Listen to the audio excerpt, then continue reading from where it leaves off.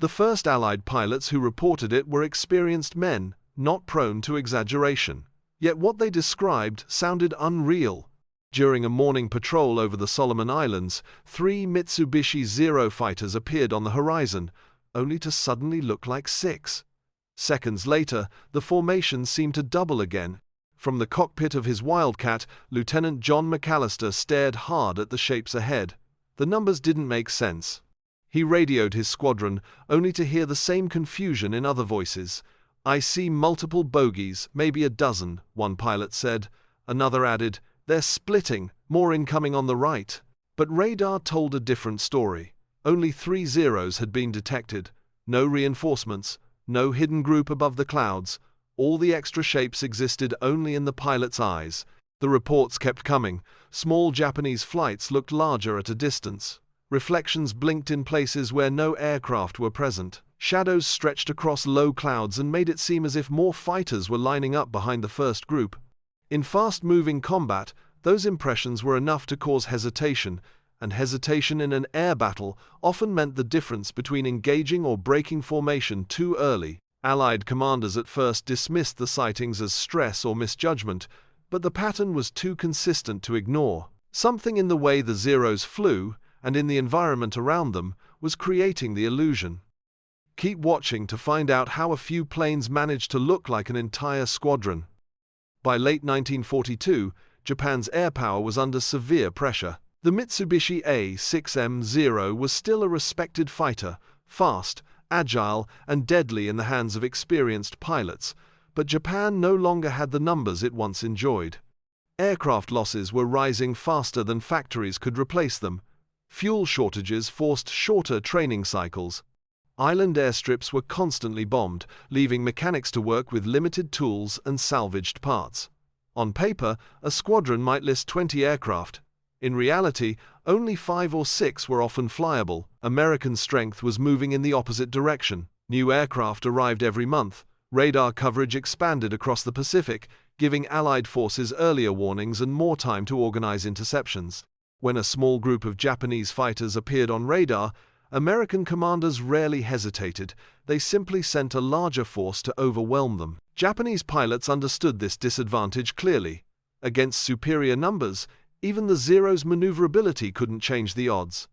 The only way to survive was to make the Americans think twice before committing to an attack, not by outgunning them, but by shaping what they believed they were seeing. Environmental conditions across the Pacific provided both the problem and the solution. The region was full of scattered clouds, thin mist layers, and bright reflections over the ocean.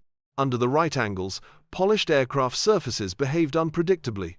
A Zero diving past a cloud bank could momentarily create distorted shapes, flashes, or elongated shadows. Most pilots ignored these visual quirks, but a small group began to wonder if they could be controlled, turned into an advantage instead of a coincidence. The discovery began by accident. During a routine test flight over Rabaul, Petty Officer First Class Akira Miyanaga noticed something strange.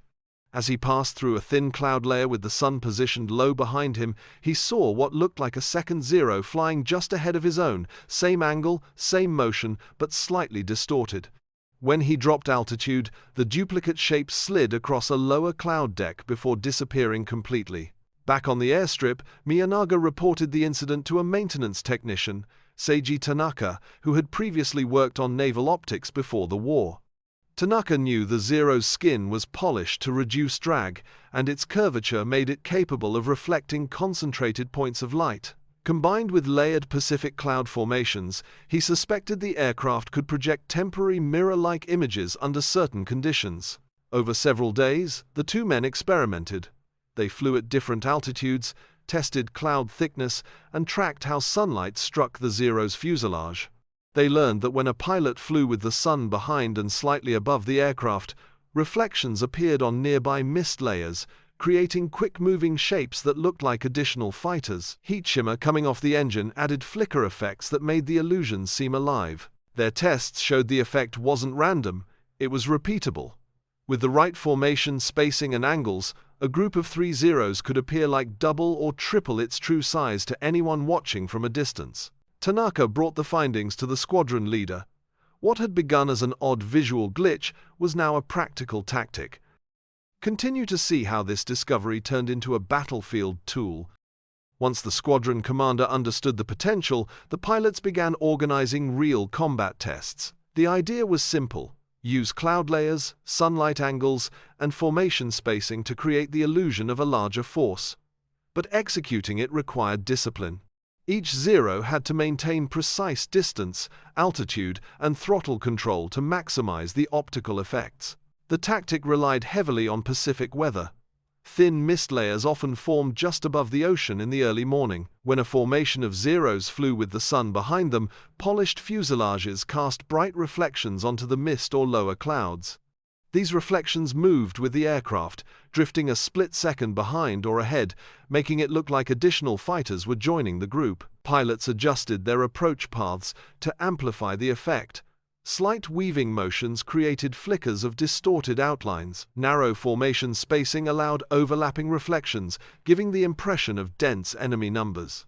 Heat shimmer from the engines produced small, unstable shapes at distance, often mistaken for aircraft beginning a climb or preparing an attack run. The first successful use occurred near the Russell Islands.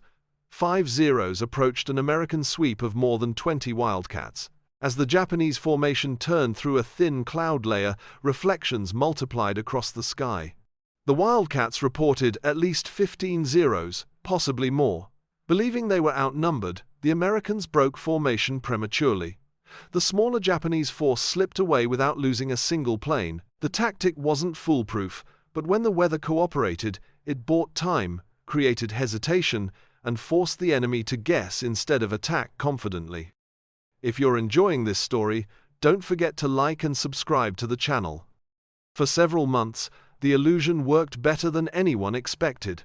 Allied pilots consistently overestimated the number of Zeros they faced. Intelligence reports from late 1942 and early 1943 show repeated claims of 8 to 12 fighters, in situations where Japanese records confirm only 3 or 4 aircraft had taken off. The pattern became clear. Whenever sunlight, mist, or layered clouds were present, the misjudgments grew larger. The effect was strongest in the first moments of an encounter.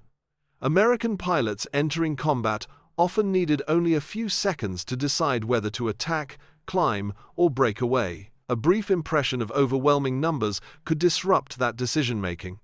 In multiple skirmishes, Allied fighters broke formation too early or climbed away to reassess, giving the smaller Japanese groups a chance to reposition or disengage before being trapped.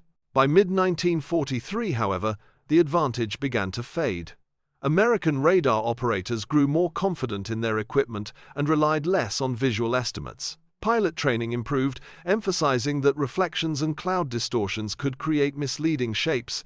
As Allied air superiority increased, the Japanese had fewer opportunities to choose ideal conditions and fewer aircraft left to execute the tactic. Still, for a short but important period, the illusion helped under-strength Zero units survive battles they otherwise would not have escaped. It showed that in aerial warfare, perception could be as powerful as raw numbers. Discover why this technique largely disappeared and why so few people ever learned it existed.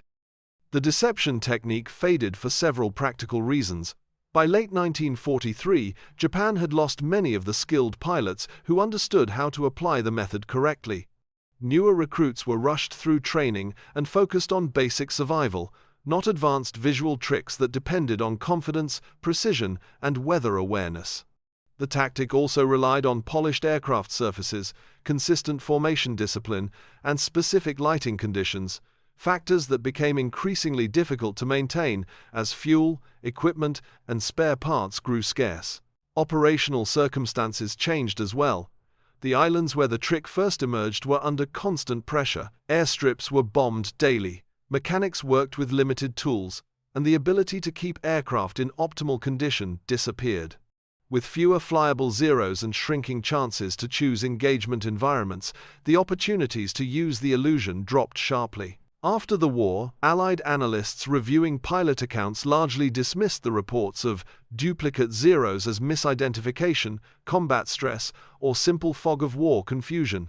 Because Japan's own technical documents were limited, and many pilots who had used the trick did not survive the later stages of the conflict, the method never entered formal military records.